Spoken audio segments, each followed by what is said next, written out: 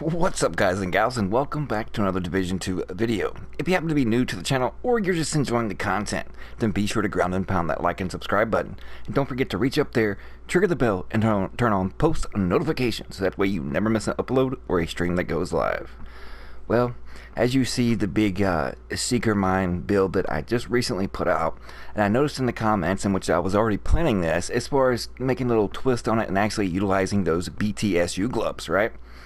So, after experimenting consistently in the ODZ and in the PvE scene, I've come up with different variations and more or less a build that will suit, no matter what particular skill that you choose to use with these exotic gloves. I've included some clips. I'm going to send you over to them now. But then after those clips, I'll be having the link in the description below for a full-fledged gameplay of us wreaking havoc on agents with nothing but skill builds in the Dark Zone. So be sure to check out that link as well for a full gameplay utilizing this build in the Dark Zone. But anyways, without further ado, let's hop right into those clips and then back into the build. Do this. And then do this. Fuck. I'm at 10 seconds. I'm gonna try this thing.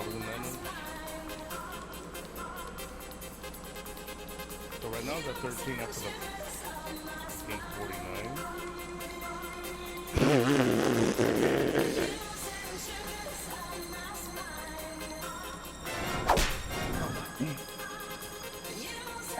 I aim, yeah. I put one where you were, and then probably which way you'd probably go, and you went the way you probably would went. I don't have seekers or explosives on them. I can't see what I fucking done. Oh shit.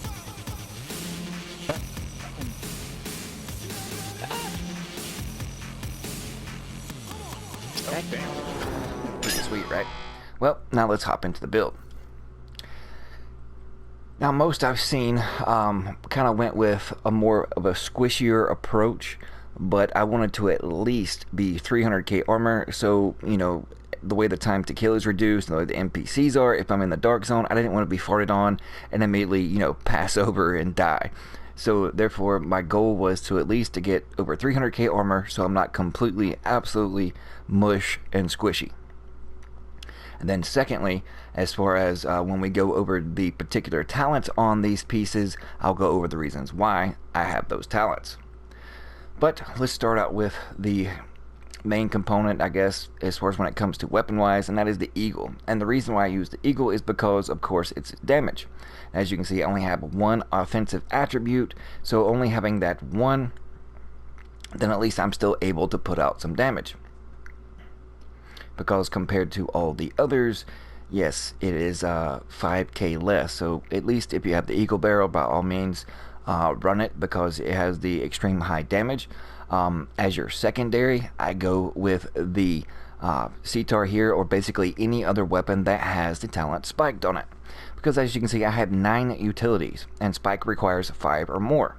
And it states, headshot kills grant plus 35% skill damage for 20 seconds. And of course, it has Allegro on it and then Protected Deploy. While equipped, this weapon grants plus 10% bonus armor while deploying a skill. And another good secondary weapon would be any kind of particular LMG. And in this case, 26.8k military M60. And the good thing about having an LMG as your secondary is for the holstered talent of the Eagle Bearer. And that states, while holstered, gain plus 10% bonus armor while firing your weapon. So essentially, if I'm using the LMG, I have all those rounds, 100 rounds at 26.8, and while I'm firing that 100 rounds, I'm gaining plus 10% bonus armor on top of the armor that I have. So it's furthering my survivability and making me, to where I can absorb a lot more damage while I'm waiting for my skills to come back, which is, ridiculously low. But Also, on the holster talent, I just have this double barrel, not nor less to use it as a crutch like some people do, but just because it's the only sidearm that I had recharged on. And recharge states, while equipped, skills deployed at full armor have 25% duration, charges, and ammo. So let's now hop into the build. As you can see, most of these components are the same as the previous build as far as the secret mine, with just a little bit of twist here and there when it comes to basically the gloves and more or less the chest piece and backpack. But 3 stayed the same, and then the 3 changed. So let's start with the backpack first. It is a Naraldi Holdings backpack. I'm not using it for the 10% accuracy, but it has 2 utility attributes in it. One is 600 skill power, and the other is 41% skill haste. And of course, we're utilizing destructive, and then on the ropes. And on the ropes, it furthers our damage output since we're lacking in that area, and weapon damage is increased by 25% while all skills are on cooldown. So my longest skill cooldown is 15 seconds. So at least for 15 seconds, I can dish out and stay on par with just about anybody else in the dark zone when it comes to damage output by my weapons. And then of course destructive, because we are utilizing the seeker.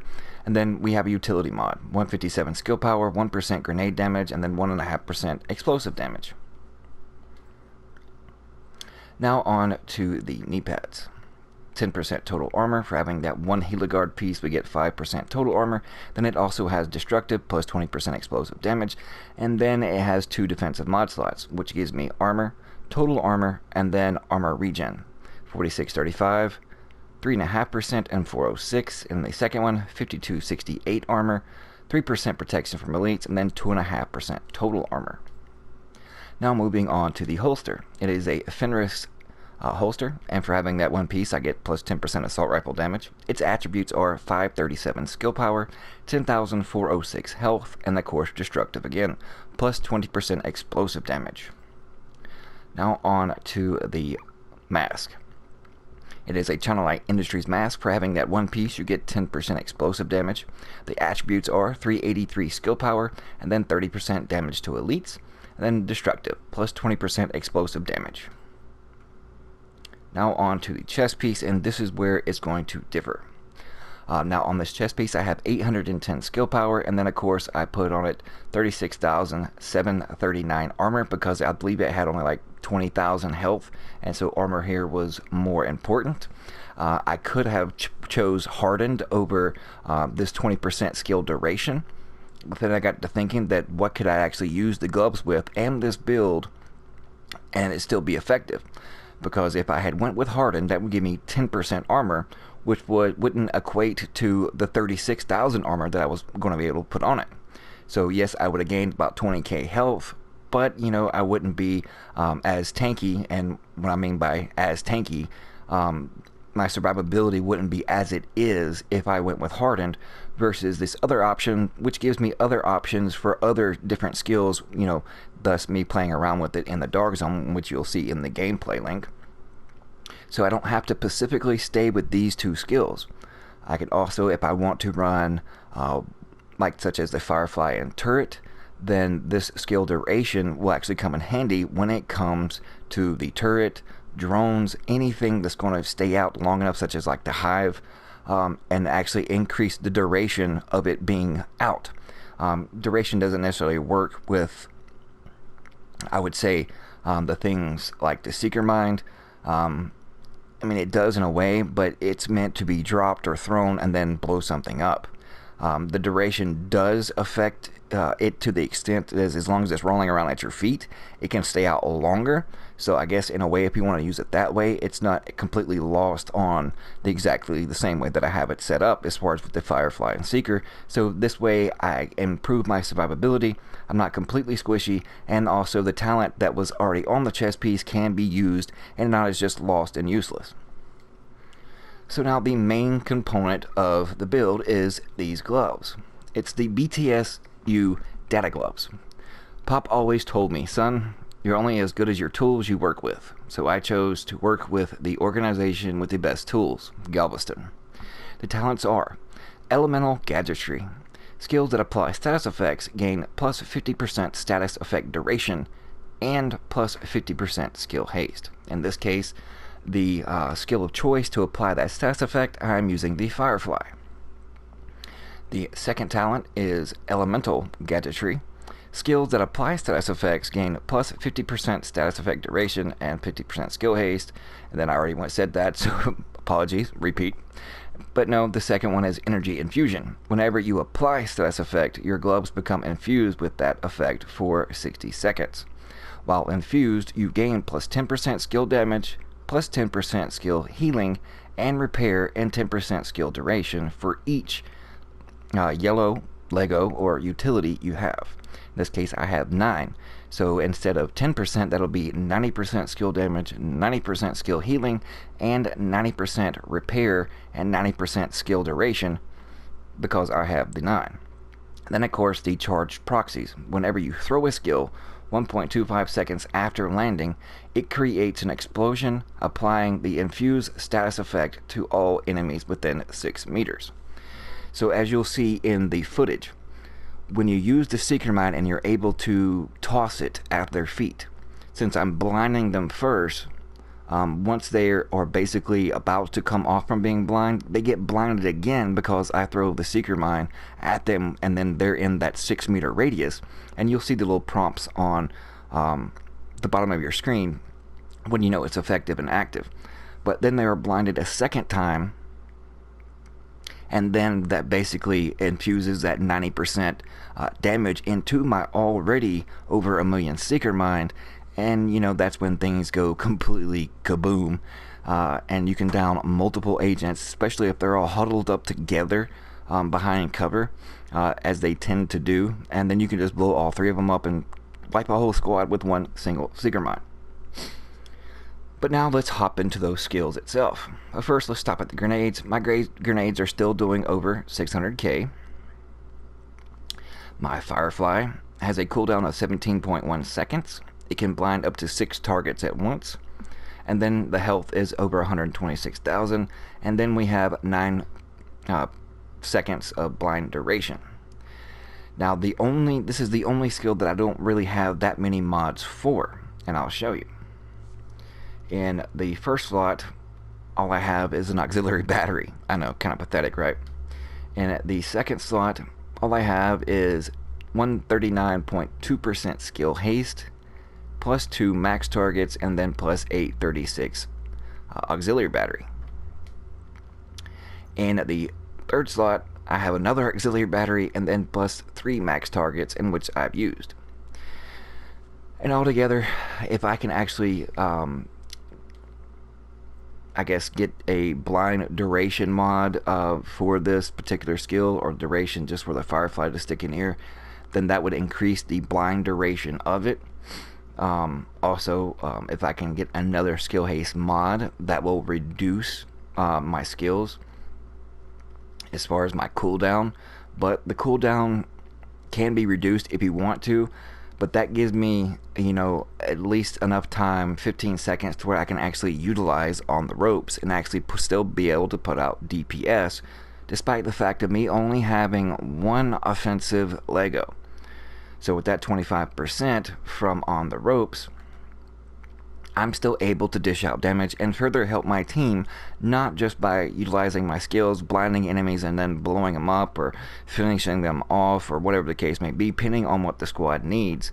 That I'm not just a one-dimensional support player as far as just blowing shit up. You know, since I'm having to utilize 2 set skills, only thing that I have for heals is my armor kits. And then, you know, if you have somebody else on your team, yeah, they can, you know, shoot or drop a chem launcher pull at your feet to, you know, help you if you need be. But basically, you're just going to be sitting in the back, blinding everybody and dropping your Seeker Mines. And then once you do that, you're going to have that 17 seconds in order to inflict damage as well to further support your team. But moving on to the Seeker Mines. Seeker Mines, 1,008,313. They're almost 1.1 million, but I had to sacrifice those 2 destructive talents, one that was on my gloves, and then of course the one on my chest piece, but I was still able to get over 1 million damage in 1 Seeker. And the mods that I'm using are 195.1% skill haste. That puts my cooldowns at 16.7 seconds. And then, of course, I have a 93.1% damage, and then another 81.8% damage. Now, if you have higher damage mods, then your Seeker is going to be a lot more destructive and explosive. So if you're able to have like 100% in both, then you're going to be, around 1.2 million, and, that's add on to that 90% skill damage from the gloves, and you're going to be making a really big boom. I think I totaled, out of 3 players that I hit with a Seeker, I think I totaled and added up all their damage, and it was like over 3 million combined between them. So it was really, really nice. And then with, people as tanky as they are, being able to one-shot with a Seeker definitely comes in handy. But if you chose to, like, for instance, you want to blind them and throw a turret at them, then that also works as well. And as you can see, if I wanted to switch up to a turret, then my turret before gloves, before anything, is hitting for 21,793 per bullet. And it completely shreds. You'll see that in the gameplay link that I have left in the description below. And also you'll see that in a little clip as well. But if you want to see further destruction of it, then by all means. But the same thing applies as far as you throw it within that 6 meters up, and while they're blind, then it's going to blind them again, and then send off that little explosive wave that's going to hit them, and then they're going to completely be shredded by the turret for whatever health and armor they have left after that initial second after it drops at their feet or within that 6 meters from them. But if you don't want to go that route, you can do other things, as far as you can accompany it with a pulse. You can blind them and essentially further your duration of a pulse, especially if, like, I think a lot of people are doing that in conflict, as far as blinding them and then pulsing them. And no, you don't get any additional damage from the pulse. All it does is extend the duration of that pulse. But you can effectively achieve that just by duration mods, and don't have to go into actually utilizing gloves for that. I think there are better options than just Firefly Pulse, that you can actually benefit your team a lot better than just utilizing it that way. But use any combination that you want to. I just like things that go boom, thus stacking the destructive damage on all my gear, as far as I have 4 pieces, and of course the demolitionist, so that still puts me over 100% explosive damage, well over it. And then got those additional 4 and 5% explosive damage utility mods in as well, so that way I'm at least over 1 million. But if you can't reach quite 1 million, but you're around the 800, 900,000, you're still going to be very effective when you're using these gloves. But if you don't have the gloves, not yet, then I do have the other previous skill build. It's more or less a hybrid, DPS and a lot of boom, if you don't have those gloves. So you can go check that on the channel as well. But thank you guys so much for tuning in. Don't forget to check out the links in the description below for the full gameplay in the Dark Zone with this particular build. Actually, we're all wearing skill builds and completely destroying the server. That link is in the description. Hope you enjoyed it. We'll see you punching later.